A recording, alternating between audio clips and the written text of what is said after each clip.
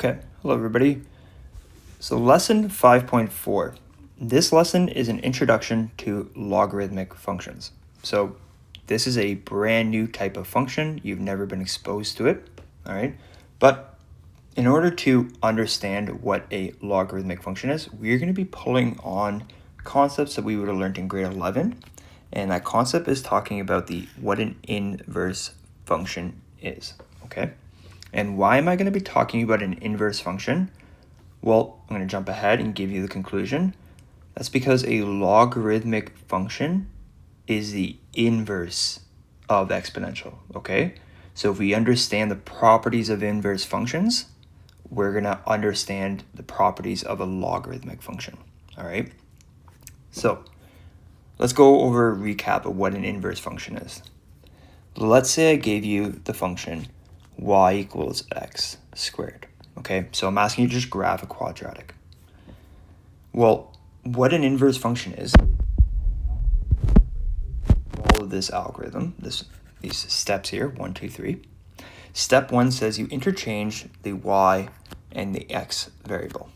Okay, so actually, I'll do this in green so we can see what our inverse function is. So we interchange these variables. So that means when I rewrite it, I'm going to have it as x being y squared. And then you isolate the new equation for your y. Isolate it for y. So that means I'm going to try and get y on its own. So I'd have to take the square root of both sides to do that. And by taking the square root, I get y on its own, which is what I wanted to do in step 2. So this is step 1. This is step 2. And then on the left-hand side, I will have that square root of x. But keep in mind, when you take a square root, you get a positive and a negative solution. Step 3, we rewrite the new y as an inverse function denoted as f prime, or f to the negative 1, sorry, not prime, f to the negative 1 of x. So we just rewrite this y as f inverse of x is the plus or minus root of x, okay? Well, let's get a visual, all right? So originally I said, hey, you're given this function. You are given the function y equaling x squared. We then calculated the inverse function algebraically. So if you were to graph plus or minus root of x, you would look like this. You would have the positive version of root x, and then you'd have the negative version of root x, right? And both of those combined, right, both the positive and the negative would give you your inverse function. Well, so that algebraically is how you are getting your inverse function. But another way to think about an inverse function is it's a reflection. Let's do it. It's a reflection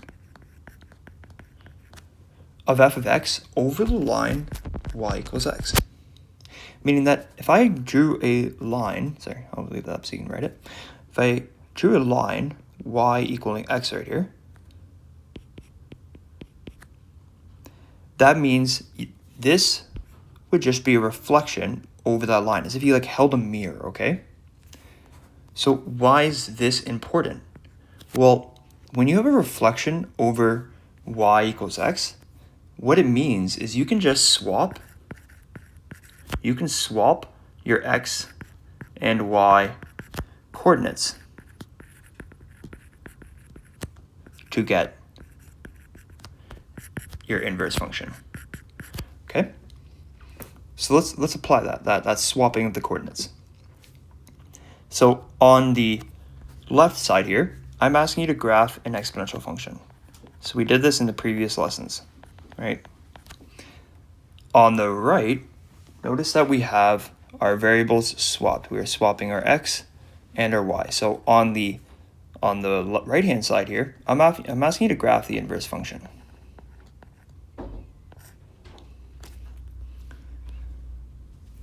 So let's get our coordinates, okay? So I'm gonna, in this step right here, coordinates.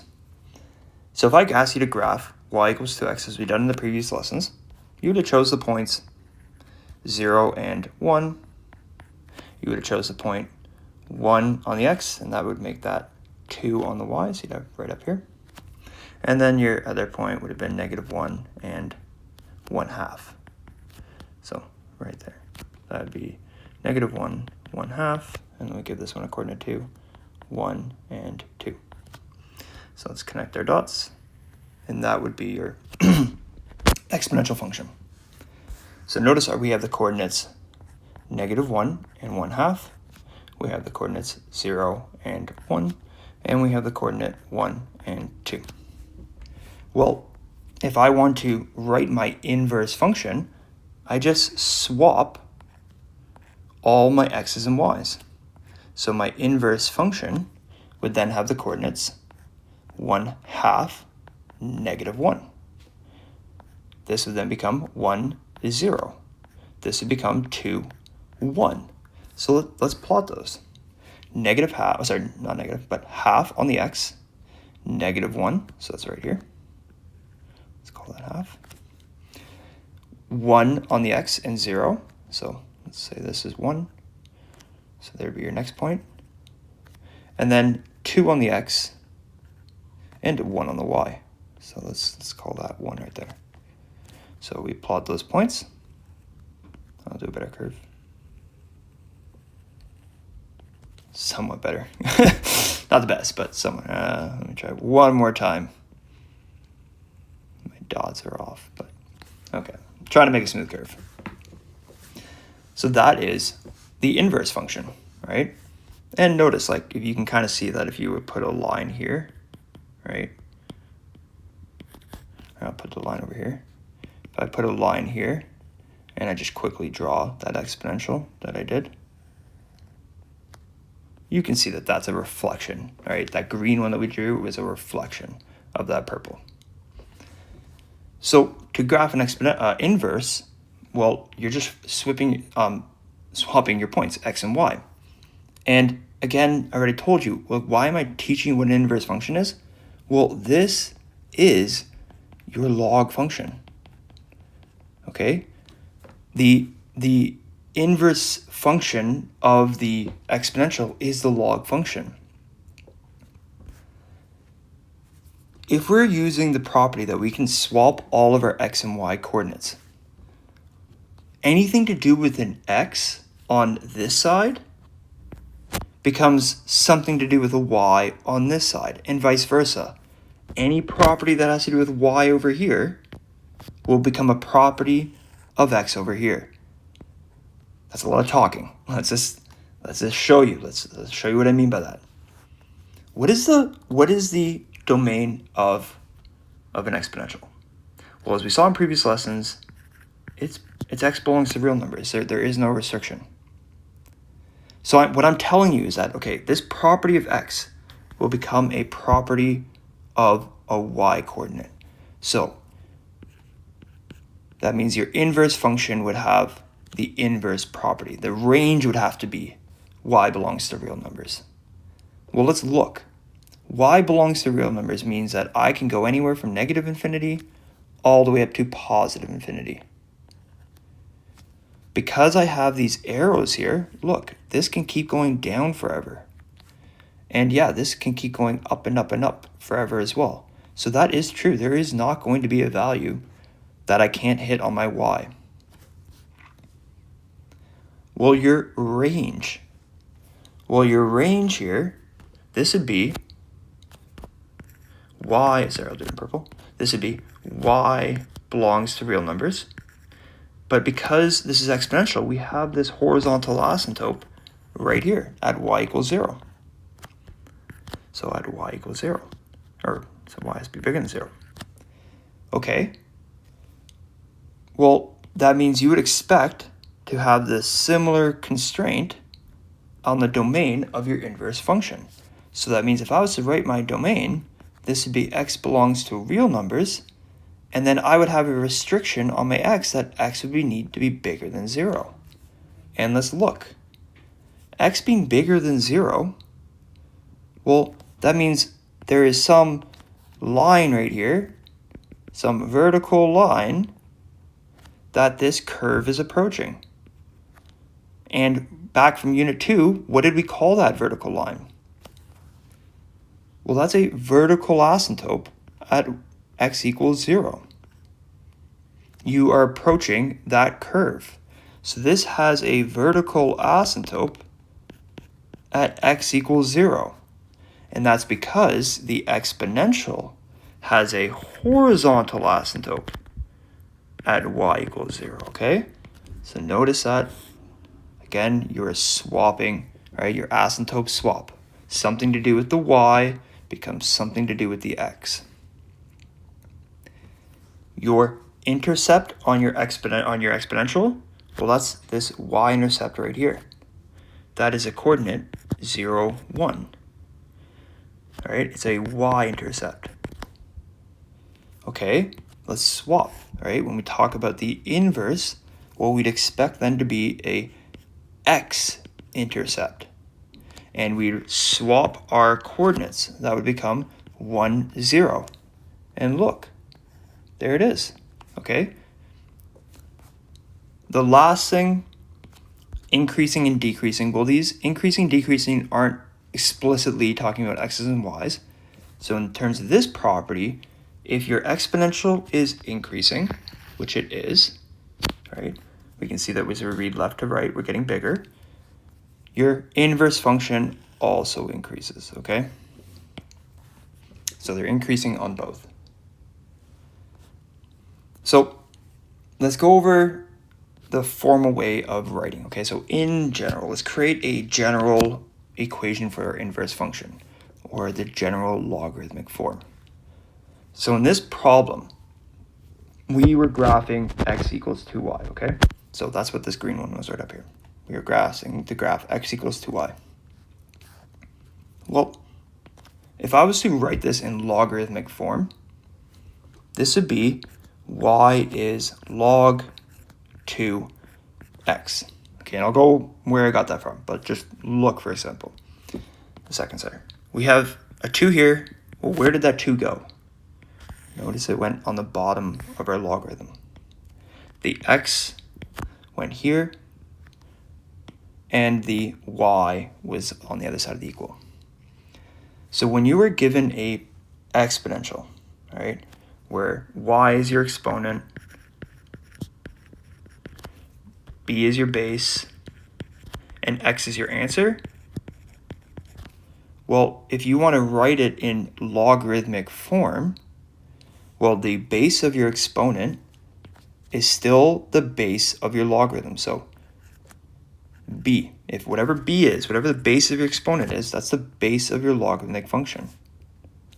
Whatever your exponent was, well, your exponent is now the answer, is what your logarithmic equals to. And then your answer in your exponential is now what you are taking, is what you are taking the logarithm of, okay? So everything swaps. It's kind of like the x and the y swap places, all right? Your answer is now the thing you were taking the operation of, right? Your answer here is what you were doing the operation of in exponential. So they swap, okay? So for this part right here, I'm going to skip, okay? This is just more proof. This is just more of a proof. All right, and try it out for yourself. More of a proof of logs. Log being an inverse. All right, just so this lesson doesn't go on forever, I'm just going to skip this part, okay? But try it out for yourself. If you want, graph this exponential, and then graph the inverse, and just see the property, all right? And like, I'll kind of give you the takeaway. You're going to see that every single one you graph is going to be a reflection over this line, okay? So if you were to just take table of value points and plug them in, you would find that all of these would be reflections if you put this graph and then you put this graph right here. But what I want to go to is just learning more about this form, okay? Let's get more exposure to writing in logarithmic form and going this direction and vice versa, okay? Going backwards and forward. So that's what this question is, question 2, okay? So we are just going to be converting between exponential form and logarithmic forms. So if I give you an exponent, okay, so here is your exponent. I want you to go and write it in logarithmic form. So remember that you have the exponent being of the form, right, like where it's y is equal to some base put to the x, and your logarithm is some y being base log x, right? Well, the base of your exponent, this right here, that is the base of your logarithm. So you would say log base 2. And the way I think of logarithms and the way I solve logarithms is I always relate it back to exponential. So I say this kind of phrase in my head. Whenever I'm trying to write a logarithm, I say 2 to the what gives me this answer, whatever I put on the inside of my logarithm. So in this problem, they're giving you the what? 2 to the what? So 2 to the 3. Right, think of that arrow is really big. 2 to the 3 gives you 8. All right. So what we have done here is saying, hey, if you take log base 2 of 8, you're going to get an answer of 3. Like that, the logarithm is saying, if you take this log, like 2 to the what, gives you what's on side of the logarithm here. So I'm going to skip these ones for a second. I'm going to go to logarithm really quick, and we'll just see what I mean by that. If I'm asking you to write the exponential here, way you say it is 3 to the what gives you this answer. So 3 to the 4 gives you the thing that's on the inside of the logarithm. Okay? And why, like I always like to know, why am I learning something? Like what's the purpose of doing this? Like I already know exponentials. Like why learn a logarithm? So this whole thing about me saying 3 to the what gives you this. Well, what happens if this is not known? Like that's the what, right? What happens when you don't know what you're putting 3 to the power of, right? Like what happens if that's the problem I'm asking you? Where I say 3 to the what gives you 81. Well, up until this point, we just have to do change a base and set exponents equal to each other, right? We saw in a previous lesson when I was saying, I think it was like 2 to the x was 5, right? And it was like 2 to the what gives you this answer. Well, that's why logarithms are a thing. When you are trying to solve the unknown being in the exponent, logarithms is the function you use, okay? So if this 4 wasn't here, for example, and you would be saying log 3 of 81, right? Because I'm saying what value do I put 3 to the power of to get this answer? I want 81, right? So you would do a logarithmic function. Like I'm jumping ahead, but you would go log 2x, right? So what value, you take the log of both sides. No, sorry, log 5. You would take the log of both sides, and that would, we'll go through properties of logs, but that would allow you to solve that x up top there, okay? So that's where we are going, and that's why we are learning it. But you just have to understand how to write logarithms. That's this lesson. It's an intro to logs. So let's fill in the chart, okay? If you want, pause the video and practice yourself. Practice going both exponential to log and also then going log to exponentials. So if we go to our exponential and we're rewriting it as a log, well, my base of my exponent is 5, so that's log base 5. So my answer of my logarithm, or my exponential, is what's on the inside of the logarithm, and then that is 2. All right, because again, you can undo it. 5 to the 2 gives you what's on the inside here, 25, right? So you can think of it both ways. Okay, we have variables here. Well, the base is a, so log a, and then the answer is c, so c goes here, and what's my exponent is b. So log base a of c is equal to b. Okay, going from log to exponent, all right? Well, log base 5, so 5 to the power of negative 2 is equal to what's on the inside of your logarithm, 1 over 25. Base 2 to the power of half, so 2 to the 1/2 is equal to this, root 2. Okay, last one. Well, what's my base here? What do I put here? Like, I don't see anything. Well, mathematicians are lazy, okay? So we assume logarithms have a base of 10 when you don't see a number there. All right, it's very similar to like when you see x plus y, equaling 5 or something.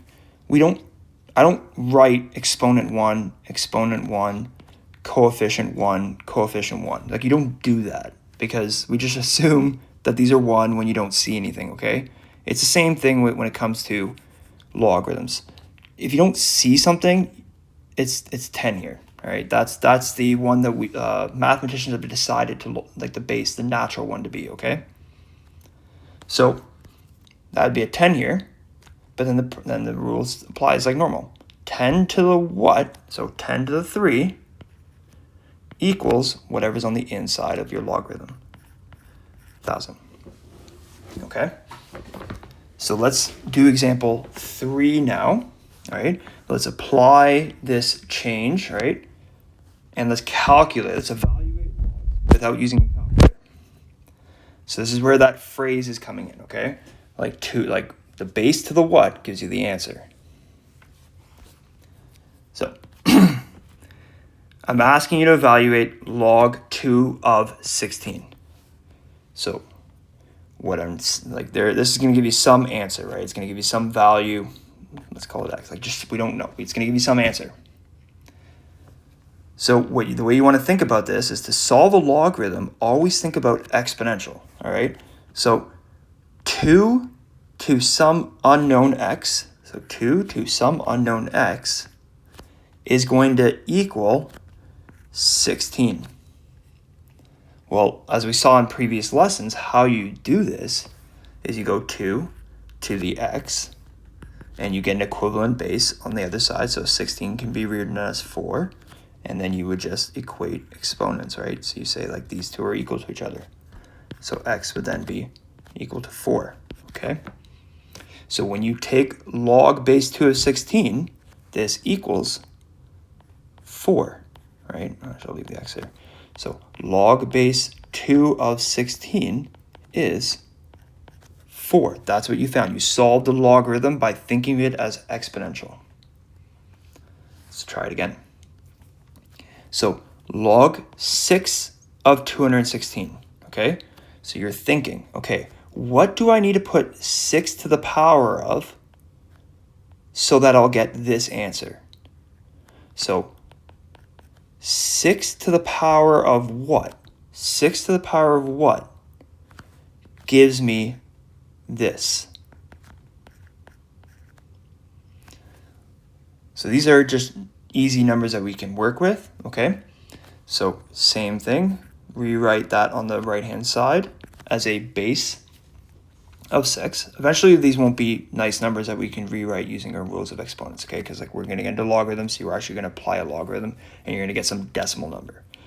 But right now, we're just getting exposure to rewriting logarithms and what it actually means to take a logarithm. So you're saying 6 to the what gives you 216? Well, 216 is the same as me saying 6 to the 3. So then equate exponents, x equaling 3. Okay, log base 2 of 1/8. What do I have to put 2 to the power of to get 1/8, right? That's what you're reading. Okay, so then I need to think about this 1/8 as a base of 2. So 2x, well, 1/8 is the same thing as 2 to the negative 3, all right? Once you can see that, then you have the same base, and you just equate exponents again. So log 2, 1/8, well, that is the same thing as negative 3. That equates to negative 3, taking log base 2 of the fraction 1/8. D. 17 to the what gives you 1. So what do I need to put 17 to the power of? Well, let's equate exponents, right? Well, there's two ways you can do this. One, you can be like, well, like there's a rule we learn in exponents, like anything, any base put to the power of 0 has to be 1, right? Like there's no exception. Like the only way you can get 1 when you do an exponent is it has to be 0. But another way, you can just equate the bases. Another way to do it is to say, okay, well, I can rewrite 1 as 17 to the 0, equate exponents, so yes, x is 0, right? So that means when you take log 17 of 1, you get 0. But this is a special property, okay? Like this right here, that's always going to be your case, right? Whenever you take the logarithm of 1, right? It doesn't matter what base this is. This could be anything. The logarithm of 1 is going to be 0. Because it goes back to the exponential. Like any base being put to 0 is 1. There's no exception, okay? So like this property of logarithm comes because of the property of exponents. So taking any logarithm of 1 will always spit out an answer of 0. Okay. E. Log base 4 to the power of 4/5. So again, what I'm saying is 4 to the what, so 4 to the x has to be equal to whatever's on the inside of my logarithm here. So that on the inside there, it happens to be 4 to the 5. Well, look, you have the same bases, so we can just equate our exponents. So that means x would be 5. Easier.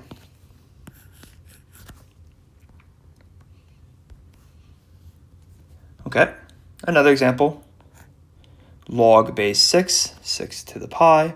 Well, 6 to the what has to be equal to the inside, 6 pi. So that means your bases are the same here in this case. So x equals pi. Equate exponents.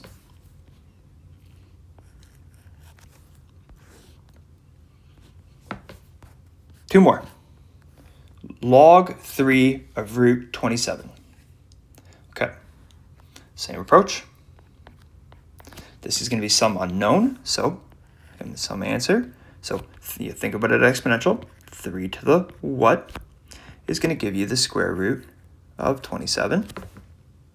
So we need to rewrite this as a base of 3. So 3 to the x, well, square root 27 is the same as 27 to the 1/2. But that's still not the same base.